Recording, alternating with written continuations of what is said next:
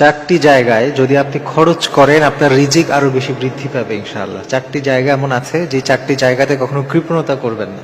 এর মধ্যে এক নম্বর জায়গা হচ্ছে আপনার বাবা মা। আপনার বাবা মার জন্য খরচ করবেন, এতে করে আপনার রিজিক তো কমবেই না, উল্টা আল্লাহ তাআলা বাড়িয়ে দিবে ইনশাআল্লাহ। অনেক সন্তান আছে বাবা মার পেছনে খরচ করতে চায় না। অনেকে আছে খরচ করতে গেলে তারা মনে করে যে আমি একাই কেন দিব, আমার তো আরো অনেক ভাই আছে, আমার একাই কেন এত খরচ যাবে। কিন্তু আসলে আপনি বুঝতে পারছেন না যে এটা আপনার জন্য একটা সুযোগ। আপনার রিজিক যদি আপনি বাড়াতে চান, আপনি আপনার বাবা মায়ের পেছনে আপনার রিজিকের, আপনার যেই আল্লাহ তাআলা নিয়ামত দিয়েছে, সেই যেই মাল সম্পদ দিয়েছে সেখান থেকে কিছু খরচ করেন।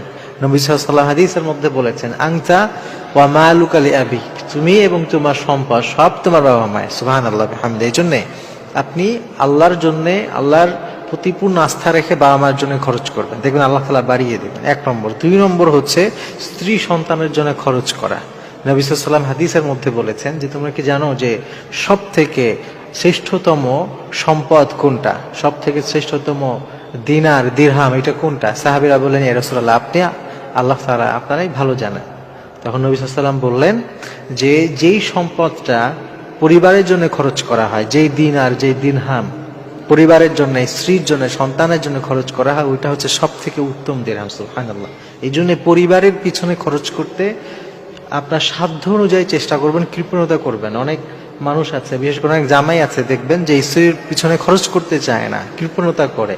আপনি কৃপণতা করবেন, আপনি যত তাদেরকে দিবেন আল্লাহ তাআলা আপনাকে তত বেশি দিবে। কারণ আল্লাহ আপনাকে এই জন্যই দেয় যাতে করে আপনি আপনার পরিবারের পিছনে খরচ করতে পারেন। আপনি খেয়াল করে দেখবেন, বিয়ের আগে যে মানুষটার ইনকাম ছিল অল্প, বিয়ের পরে তার ইনকাম দ্বিগুণ হয়ে যায়। এটার কারণ হচ্ছে আপনি বিয়ে করেছেন, মানে আপনার দায়িত্বে অনেক মানুষজন আসছে, আপনার স্ত্রী আছে, সন্তান হলে সন্তান আছে, তো তাদের রিজিক গুলো আল্লাহ তাআলা আপনার কাছে পাঠিয়ে দেন। এই জন্য তাদের রিজিক তাদের কাছে আপনাকে দিতে হবে, তাদের হক গুলো আদায় করতে হবে। এই জন্য স্ত্রীকে, সন্তানকে দিতে গিয়ে কখনো কৃপণতা করবেন না, অবশ্যই খেয়াল রাখতে হবে, অপচয়ও করা যাবে না। আবার এমন না যে তাদেরকে এই পরিমাণ আমি দিতে গেলাম যে এটার জন্য আমি হারাম উপায়ে ইনকাম করা শুরু করলাম, এরপরেও তাকে একদম সব দিয়ে দিতে হবে। অন্যদের যা হয় হয়ে যাক, আমার স্ত্রী, আমার পরিবার সব থেকে সুখে থাকবে, অন্যের হক মেরে আমি তাদেরকে সুখী করবো, ব্যাপারটা এমনও না। আপনার সাধ্যের মধ্যে সর্বোচ্চটা আপনি আপনার পরিবারের জন্য করবেন। আর 3 নম্বর হচ্ছে আত্মীয়দের মাঝে যদি আপনি আপনার সম্পদ খরচ করেন, এইটাতে আপনার অনেক রিজিক বৃদ্ধি পাবে। নবী সাল্লাল্লাহু আলাইহি ওয়াসাল্লাম হাদিসের মধ্যেও বলেছেন যে রিজিক এবং হায়াত বৃদ্ধি করতে চাইলে আত্মীয়তার সম্পর্কটা বজায় রাখো, তাদের খোঁজ খবর নাও, তাদের কিছু হাদিয়া তোহফা দাও, এতে করে তোমার রিজিক বাড়বে, আল্লাহ তাআলা রিজিক বাড়িয়ে দিবেন ইনশাআল্লাহ। 4 নম্বর হচ্ছে আল্লাহর জন্য খরচ করা, অর্থাৎ মসজিদে, মাদ্রাসায় কোন একটা দ্বীনি মাহফিল হচ্ছে, তাফসীর মাহফিলগুলোতে, কিংবা কোনো এতিম সন্তান অথবা এমন কোনো গরিব যারা অসুস্থ, তাদের সুস্থতার জন্য তারা মেডিসিন কিনবে, এমন পয়সা নাই। অনেকে আছে দেখবেন, অনেক বাবা এমন আছে মেয়ের বিয়ে দিবে, টাকা পয়সা নাই, গরিব ফ্যামিলি, গরিব অবস্থা। এই সমস্ত মানুষদেরকে আল্লাহর জন্য আপনি দান করেন, তাদের পিছনে খরচ করেন। মনে রাখবেন যে দান করলে কখনো কমে না, দান করলে আরো বাড়িয়ে দেয় আল্লাহ তাআলা। এই জন্যে দান করবেন, মসজিদে দান করবেন, মাদ্রাসায় দান করবেন।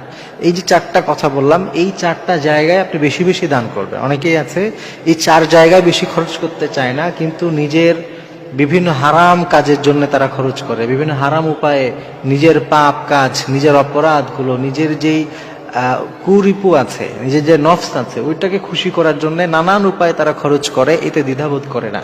কিন্তু আল্লাহর রাস্তায় কিছু খরচ করবে, বাবা মায়ের পিছনে কিছু খরচ করবে, এইটাতে গিয়ে তাদের হাতটা উপরে উঠতে চায় না। তো এইটা থেকে আপনাকে বেঁচে থাকতে হবে। তো যে 4টি কথা বললাম, এই 4টি জায়গায় বাবা মাকে, সন্তানকে, আত্মীয় স্বজনদেরকে এবং আল্লাহর জন্য দ্বীনি রাস্তায় গরিব